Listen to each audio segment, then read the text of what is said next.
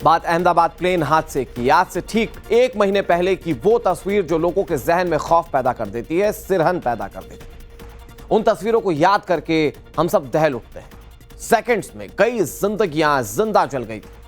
इससे पहले कि कोई कुछ समझ पाता, सब कुछ तहस नहस हो गया। सोचिए ना, ये सब कुछ हुआ कुछ सेकंड्स के अंदर। 1 महीने बाद अब इस पर रिपोर्ट आई है। इस बात का पता चला कि आखिर 26 सेकंड में हुआ क्या था।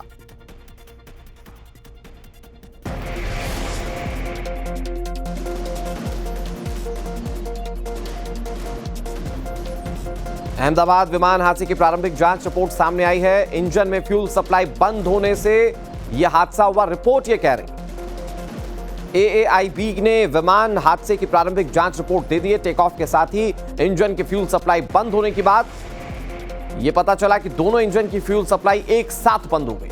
अचानक दोनों इंजन जब बंद हुए तो कैसे वो प्लेन कुछ सेकंड्स में ही नीचे गिर गया था, वो तस्वीरें पूरे विश्व ने देखी। अहमदाबाद विमान हादसे की 1 महीने बाद एयर इंडिया की ड्रीमलाइनर फ्लाइट क्रैश की प्रारंभिक रिपोर्ट आई।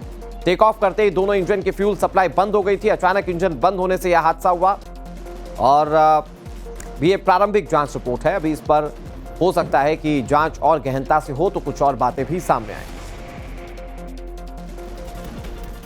और आखिर उस दिन हुआ क्या था, विमान कैसे हादसे का शिकार हुआ, इसकी पूरी डिटेल मैं आपको बताता हूं। दरअसल प्लेन ने रनवे से उड़ान भरी ही थी। सब कुछ ठीक, सब कुछ चेक करके प्लेन ने ठीक उड़ान भरी। 1 सेकंड के अंदर दोनों इंजन बंद हो गए थे, सिर्फ 1 सेकंड के अंदर। लेकिन तब तक विमान टेक ऑफ हो चुका था। इंजन रन से कट ऑफ मोड में चले गए थे। इंजन को रीस्टार्ट करने की कोशिश अंदर बैठे पायलट्स ने की थी ताकि लोगों की जान बच जाए, ताकि यह हादसा टाला जा सके। इंजन 1 वापस से रन मोड में आया था। जो शुरुआती जानकारी पता चली, इंजन 2 को स्टेबिलिटी नहीं मिल पाई थी, इससे प्लेन को पावर नहीं मिला था। जो जानकारी मिल रही है शुरुआती जांच रिपोर्ट में, थ्रस्ट लीवर काम नहीं कर रहा था, इसके चलते प्लेन उड़ान नहीं भर पाया और कुछ सेकंड्स के अंदर वो गिर गया। प्लेन हादसे का शिकार कैसे हुआ था, इसकी तस्वीरें पूरे विश्व ने देखी थी और वो तस्वीरें आज भी सिरहन पैदा कर देती। ये देखिए तस्वीर, इसमें कई लोगों ने अपनी जान गंवा दी थी।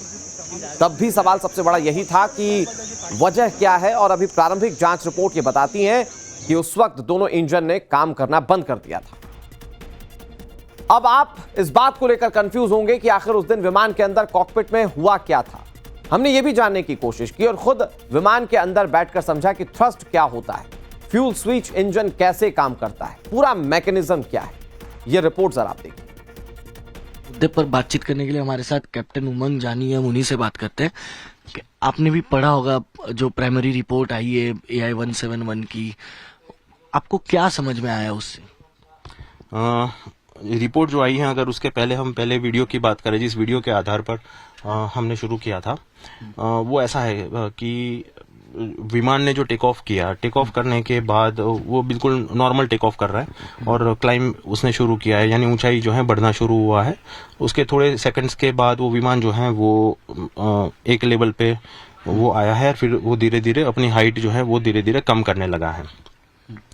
जब वो और फिर आगे जाके वो क्रैश कर जाता है। तो इस प्रकार की परिस्थिति तब पैदा होती है जब विमान को जो पुश मिलना चाहिए, जो धक्का मिलना चाहिए, जिसे हम टेक्निकल लैंग्वेज में थ्रस्ट कहते हैं, जो इंजन से मिलता है, अगर उसमें कटौती हो गई हो, कमी हो गई हो, या फिर थ्रस्ट मिलना टोटली बंद हो गया हो, ऐसी परिस्थिति में इस प्रकार का विमान जो है वो नीचे आने लगता है और फिर वो ऊंचाई प्राप्त नहीं कर पाता है। तो और इंजन की ताकत तब कम हो जाती है जब उसको जो ईंधन मिलता है वो ईंधन सफिशिएंट मात्रा में ना मिले या फिर फ्यूल कट ऑफ हो जाए, यानी जो उसको जो ईंधन मिल रहा है वो ईंधन मिलना रुक जाए, तब ये प्रकार की परिस्थिति का निर्माण होता है। अगर हम सिंपल लैंग्वेज में समझना चाहे तो 737 और 787 में टेक्निकल स्विचेस में कोई अंतर है? नहीं, उसमें हाँ, टेक्निकल स्विचेस ऐसा, देखिए दोनों विमान का जो प्रिंसिपल्स होता है, विमान के कोई भी विमान होता है उसके प्रिंसिपल सेम होते हैं, उसकी थोड़ा बहुत उसमें प्लस माइनस होता है। विमान के साइज में फर्क है, बोइंग 737 और उसमें मैं आपका प्रश्न समझ रहा हूँ। ये जो ये बीच में जो थ्रॉटल क्वाड्रेंट है, उसमें जैसे कि इसमें जो 2 इंजन लगे हुए हैं उसमें भी 2 इंजन लगते हैं और दोनों इंजन जो होते हैं वो जनरली इंडिपेंडेंट वर्क करते हैं। जैसे कि ये जो है इंडिपेंडेंटली वर्क कर रहा है, ये भी जो है वो इंडिपेंडेंट इंडिपेंडेंट थ्रॉटल है जो इंडिपेंडेंट वर्क कर रहा है। इस प्रकार से उसका जो रिवर्स थ्रस्ट है वो भी इंडिविजुअली वर्क करता है, वो भी इंडिविजुअली वर्क करता है और दोनों एक साथ भी आप ऑपरेट कर सकते हैं। तो इस प्रकार से जी हाँ, यानी उसका जो बेसिक प्रिंसिपल, ये फ्यूल सप्लाई वाला है जी, ये फ्यूल सप्लाई वाला है जी। तो ये अचानक से ये जा सकता है नीचे कट ऑफ? नहीं, ये अचानक नहीं जा सकता है। ये इसको पहले इस प्रकार से पुल करना होता है, उसके बाद इसको करके फिर यहाँ से रिलीज करना होता है। तो ये ना ही नीचे से ऊपर जा सकता है, ना ही ऊपर से नीचे जा सकता है। इसको ये क्योंकि इसमें सेफ्टी रखनी पड़ती है और जो ड्रीम लाइनर है उसमें दोनों तरफ मेटल गार्ड लगे हुए हैं ताकि ऐसे कोई रैंडमली हाथ लग जाए तो स्विच ऑपरेट ना हो जाए जी। जैसे कॉकपिट में दोनों पायलट के बीच की बातचीत भी उस रिपोर्ट में सामने आई है। एक पायलट दूसरे से पूछ रहा है कि तुमने क्यों बंद किया, उसने मना किया, तो वो हो ही नहीं सकता, ये पॉसिबल ही नहीं है। हाँ, ऐसी वो तो देखिए वो रिपोर्ट है, it is matter of further investigation. उसमें भी आगे हो सकती है कि एक स्टेप और इन्वेस्टिगेशन हो।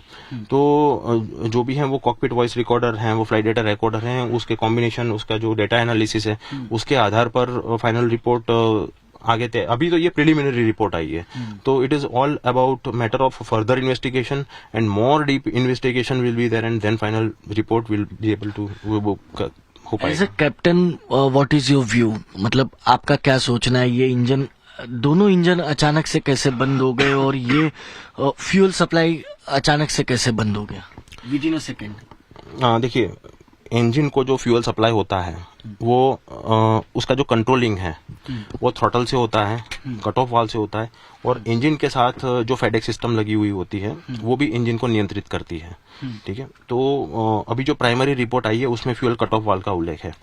अब उसमें ऐसा है कि फ्यूल कट ऑफ वाल्व नीचे हो गया होगा, उसके बाद ऊपर किया होगा, उसके बाद इंजन स्टार्ट करने की कोशिश की होगी, ऐसा कुछ।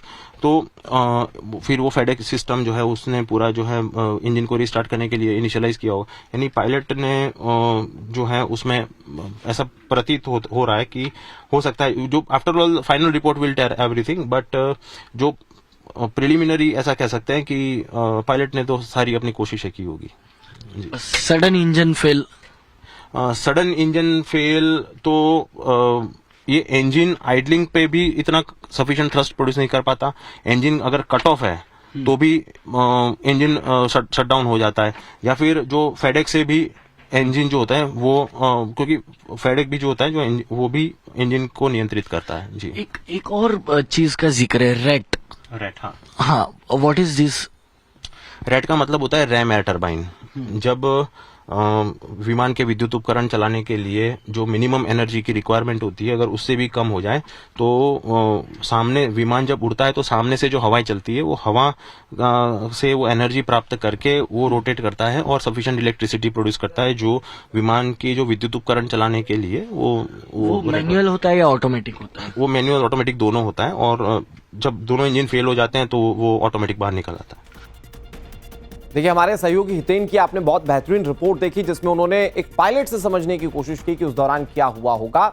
शुरुआती जांच रिपोर्ट के आधार पर हितेन ने वहां पर पायलट से बातचीत की, लेकिन आपको ये बताते कि जब फ्यूल स्विच बंद होने की जानकारी मिली तो उस वक्त दोनों पायलट के बीच में बातचीत क्या हुई, कॉकपिट की रिकॉर्डिंग में क्या पता चला, मैं आपको बताता हूं।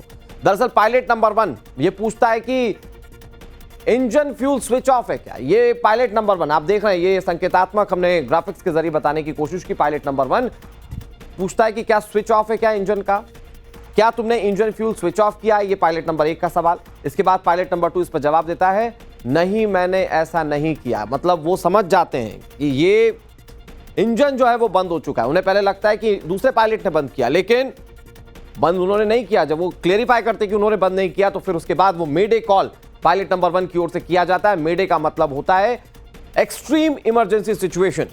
और फिर उसके बाद वो तस्वीरें पूरे विश्व ने देखी, हमने देखी कि कैसे जो प्लेन है वो हादसे का शिकार हो जाता है।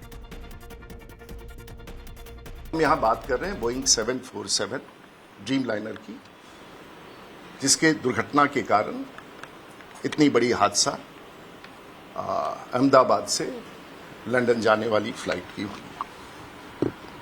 जो प्रारंभिक प्रतिवेदन है, विमान उड़ने के लिए एक प्रारंभिक दौड़ और स्पीड होता है जिसको हम लोग रोटेशन स्पीड कहते हैं, V1, VR, V2।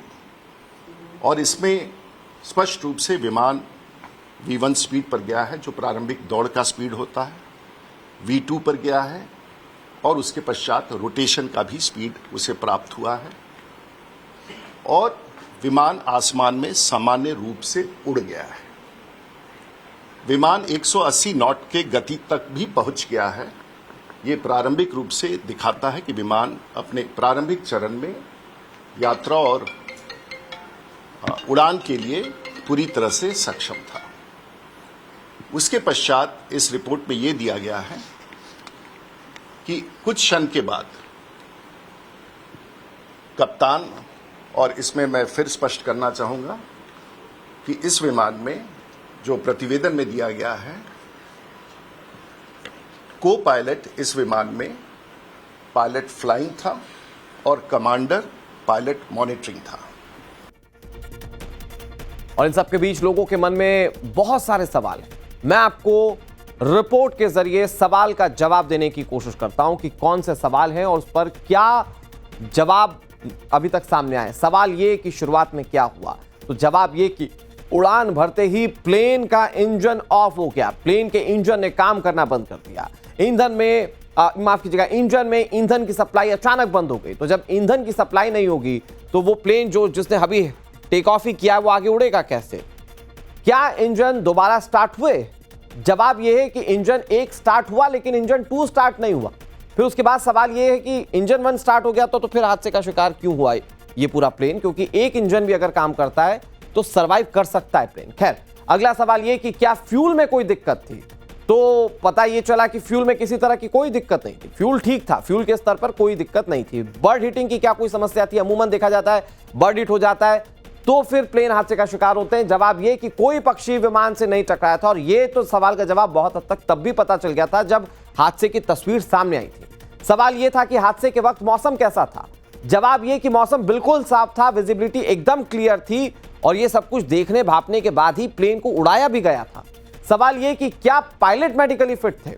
जवाब यह कि हां, दोनों पायलट मेडिकली फिट थे, उड़ाने की कंडीशन में थे और उसके बाद उन्होंने ये फ्लाइट स्टार्ट की थी। बोइंग की एक ख़ास बात यह है कि बोइंग कंपनी जो सबसे बड़ी और सबसे पुरानी कंपनी है एयरक्राफ्ट की, वो पिछले सालों में उनका बहुत इन्वेस्टिगेशन हो रहा है। अभी मैक्स बोइंग के 737 मैक्स एयरक्राफ्ट में 2 एक्सीडेंट्स हुए इसी पे। टेक ऑफ के बाद एकदम से वो उड़ नहीं सके। वो पानी में, एक तो पानी में गिरा, एक से ज़मीन पे गिरे और उसमें मृत्यु बहुतों की हुई। तो उसमें भी यही हुआ है कि उन्होंने कुछ नई चीज़ें लाए थे जो मैक्स वैरायटी इनकी थी और उसका उन्होंने प्रॉपर ट्रेनिंग नहीं दी पायलट्स को और उसमें को थ्रस्ट का प्रॉब्लम था जिससे वो चढ़ने के बाद हमसे नीचे आते हैं और उसके लिए कुछ करना पड़ता है पायलट को, जब पायलट को पता ही नहीं था। और मैनुअल भेज दिया था उन्होंने कि भैया आप पढ़ लीजिए और कर दीजिएगा। तो ट्रेनिंग में उन्होंने खुद पैसा बचाया क्योंकि ट्रेनिंग का काफ़ी खर्चा होता है जो कि मैन्युफैक्चरिंग कंपनी करती है।